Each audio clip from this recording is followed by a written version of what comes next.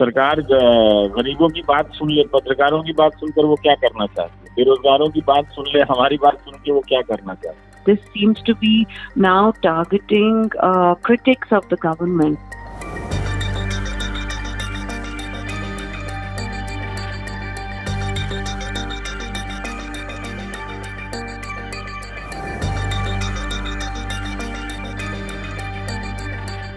आप तीनों के काम में, खासकर वकील और पत्रकार के काम में देखिए तो ये खास तरह की कॉन्फिडेंशियलिटी है ना, निजता की, प्राइवेसी की बहुत जरूरत होती है उसमें. तभी कोई सोर्स जो होता है वो रिवील करता है, वो बताता है. ये कोर है इस प्रोफेशन का और ये कोर है डेमोक्रेसी का कि अगर हर कोई चेहरा सामने करके बताने लगे बातों को तो उसके खतरे बढ़ जाते हैं, उसके डर से वो नहीं बताएगा. तो दरअसल ये टैपिंग एक इंडिविजुअल जर्नलिस्ट की नहीं हो रही है, ये जर्नलिस्टों को डराने के लिए हो रही है. I think the Indian state has tried for a long time to actually access phone conversations or messages of, in the past, certainly people who have been a threat to national security. That's the way they've actually, most states will want to seek some sort of surveillance, in the interest of national security against terrorist threats or extreme threats. I think the problem is that this seems to be now targeting critics of the government, people who are vocal against what they see around them, whether they're critics on the basis of financial policy or social policy, things like that. So I think it's moving into a realm not just of national security, but essentially stifling dissent. And I think that's the problematic grey area.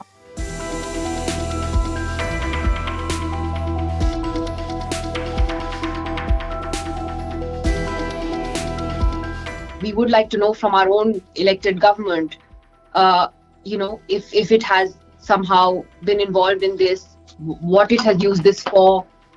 Is it true that journalists and activists and civil society members had their surveillance was used on them? If so, why? In what capacity? I mean, there are lots of questions. I think it's important to hear from the government of India first. We need stricter laws that ensure that not only do we find out that somebody is being checked, but who is ordering these checks. And if they are government entities or if they're non-government entities, there must be more transparency on how they're doing it. After all, in the old days of landlines, you needed warrants of,